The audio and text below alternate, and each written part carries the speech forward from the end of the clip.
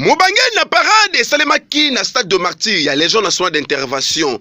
Oyo bekamakana mwana mboka général patriote de la République démocratique du Congo Elvis Palanga na Wej oyo azali le plus populaire de la République démocratique du Congo bana mboka balina ndenge kosaka te kinwa vungara ya solo oyo asalaki mobange na descente ya liboso avaki na stade de Martyr abetaki na tour l'état major kota la ravitaillement ya ba policier ya légion atali biloko na bango pe atournaki kota stabilité nini ezali na état major ya légion nationale d'intervention atamulaki na ba salle oyo ezali climatisé pour modèle oyo si les gens sont d'intervention, mon mère, Rosoa IDT, tout n'a pas qui me pense à bête du solo. Tango, c'est ça qui tourne dans la carte état-major général. Mon amoka général Elvis Palanga na Wej, akitaki na stade de Martyr, bisika kani, ba policier, ba yanga nisaki, et tout le coup pour la koyambaye avec un impact na idéologie. Parade de bandaki, ba yambaki na honneur nyoso, akotaki na troupe en revue, atamolaki kota lolenge kani, bana les gens sont d'intervention, ba lataki, pe ba telemaki, ndenge ya kosakanate, boye ba ete parade, oyo, zaki kaka na 3 points à l'ordre du jour, oyo ya betaki certaine yango ya liboso ezali police ebongi atosa ba hiérarchie na ye atosa ba autorité oyo nyonso komona bango na nzela parce que mosana bango botosinde elekaka ndelo ya mibale alobaki rôle ya police nationale congolaise ezali ya kobati la population na biloko na bango ezali te ya koboma population en tout cas ezali mabe makasi mabe ya kosakana te parce que soki ozali malamu na population akopesa ba information nyonso mwana mboka Elvis Palanga na Weje asukaki wana te alobelaki lisusu makambo etali ya police kotambola na manduki pamba na cité ba arme à feu atemisaki ba département nyonso ya légion nationale d'intervention pe atalisi bato rôle ya moko na moko musani akoko sa devant population alakisaki bango ete manduki oyo bozali komona ezali spécialisé na musala ya moto na moko soki ezangi arme à feu c'est que ba criminel pe ba dongolo miso ya côté ya bato mais likambo etali ya ko protéger population biloko na bango alakisaki arme nini oyo police akoko zala ngo na population na ye apekisaki makasi likambo wana pe atasaki bandeko na biso ba wewa ete bongi kotosa mibeko ya l'état pe ko respecter code de la route ayebisaki pe bandeko na biso ba autorité misusu baeba ete bazali bandeko na biso o ba ko créer emploi c'est que bazali ko luka misala bongi encadrement ezala no pas kobumaka bango levungara général Elvis atelemelaki makasi likambo oyo population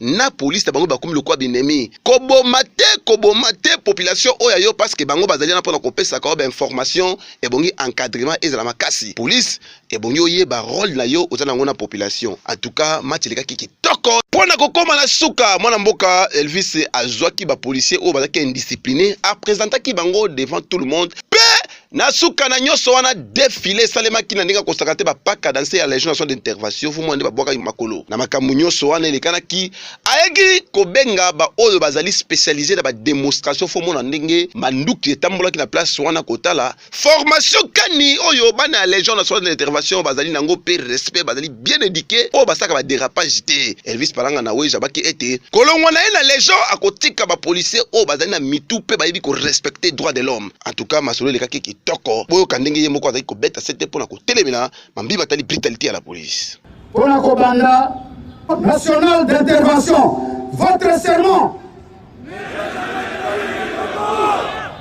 Légion nationale d'intervention votre serment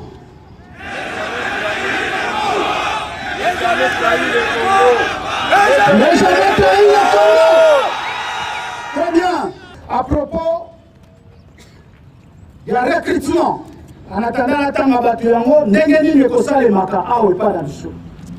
Mingi na moment oyo tozali pe oyo toti koleka lobi awa. Je crois que bakonzi na biso baso oyo tobengaka ba autorité politico-administrative ba gouverneur basalaki ba état de lien na bango avant ya ba élection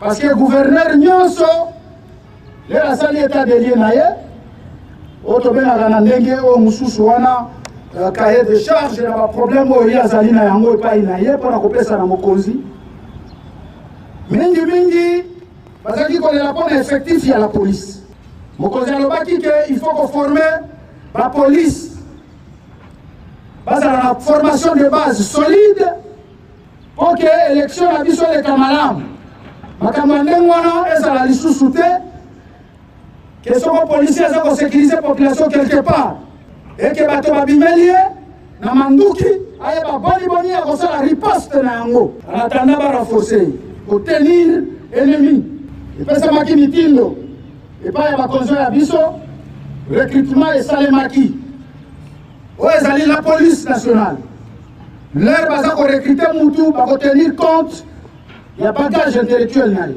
niveau na ye asukaki na classe nini diplôme nini aza na yango après recrutement bakosala test directeur oyo ya biso atali makambo ya baekole alandelaki yango bo ndenge yango esengelaki na leni tokokamata ndambu oyo tokotya bato ya anti-emet veut dire ngonga oyo population na biso to bapoliticien batombokaka balingi basala oyo bakoki kosala tokolanda bango na manduki te oyo tobengaka arme létale tokolanda bango na oyo tobengaka arme non létale nakolika ke beto abimiselanga ndakisa ya bato ya arme létale na ya arme non létale mpo bato bakomprendre yango malamu.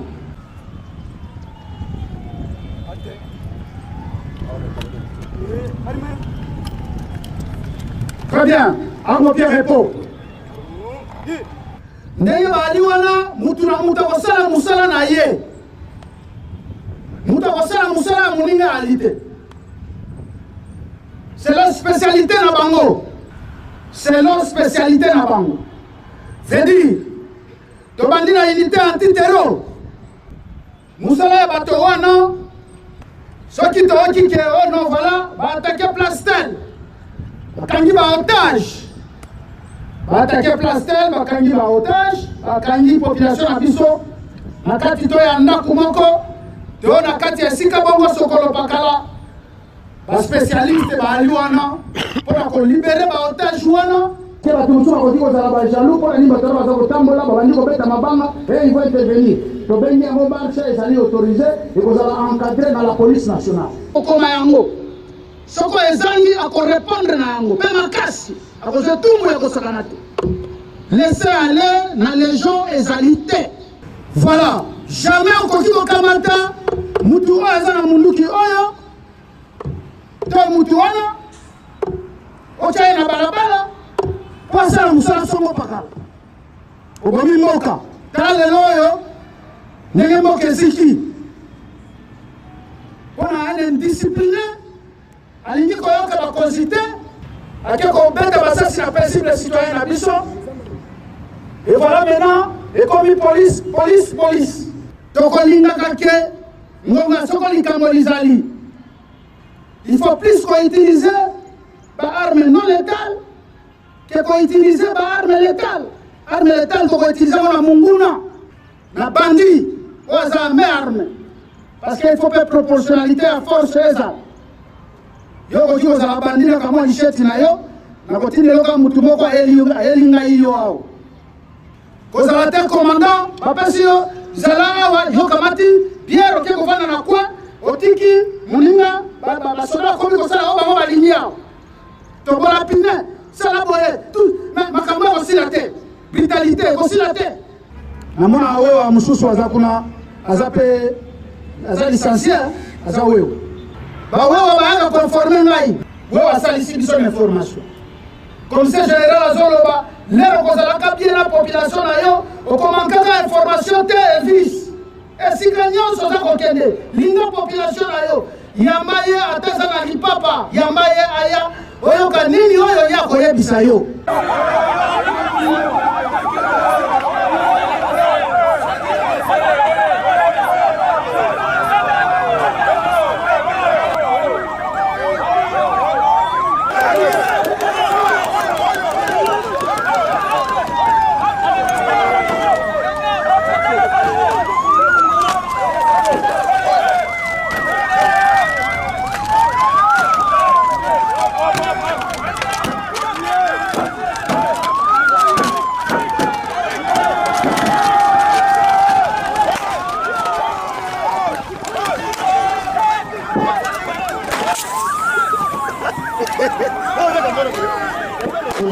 Roulez. Roulez. Roulez. Vous voyez la réaction des forces de l'ordre. Lorsqu'il y a tir, à ce moment-là, il y a la force de l'ordre qui sont dispersées. Vous voyez la réaction. Vous voyez la réaction. Attention. Attention, attention, lentement. Progressez, progressez. Progressez. Progressez, c'est bon. C'est bon. C'est bon. Vous voyez les antiterroristes qui sont là. Ils sont en train de maîtriser le terroriste. Voilà l'action. Ça, c'est une unité d'élite. Les terroristes est maîtrisé. Les terroristes est maîtrisé. Vous voyez la Légion nationale d'intervention. C'est une unité d'élite. Une réserve de la Légion du commissariat général. Vous voyez le tir continu. C'est une unité d'élite. Les terroristes, les antiterroristes sont en train de mener leurs opérations. Vous voyez les anti-maîtres qui sont restés là-bas.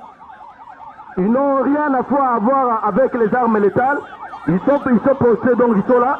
Mais tandis que les gens qui sont les armes létales sont en train d'intervenir parce qu'il y a tir là-bas. Alors, ils sont en train d'intervenir. Ce sont des professionnels. Ils sont en train maintenant de replier parce que la situation est sous contrôle maintenant. Ils sont en train de replier. Ils ne peuvent jamais laisser un antiterroriste ou un policier sur terrain. Ce sont des professionnels. Nous agissons d'une manière professionnelle. Vous voyez, ils sont en train de repli. Les replis stratégiques. Les replis stratégiques avec tir. Avec tir, vous voyez, c'est une unité qui est de manière tactique et technique. Vous voyez, ils sont en train de replier. Le repli stratégique. Les replis stratégiques. Ils sont en train maintenant d'embarquer.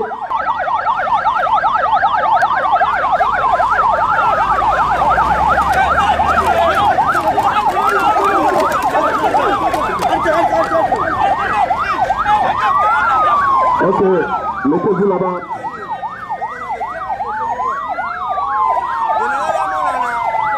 Chauffeur la Guisani.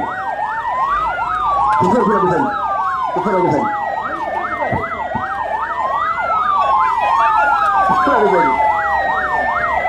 Vous voyez, c'est-à-dire, après avoir maîtrisé le meneur,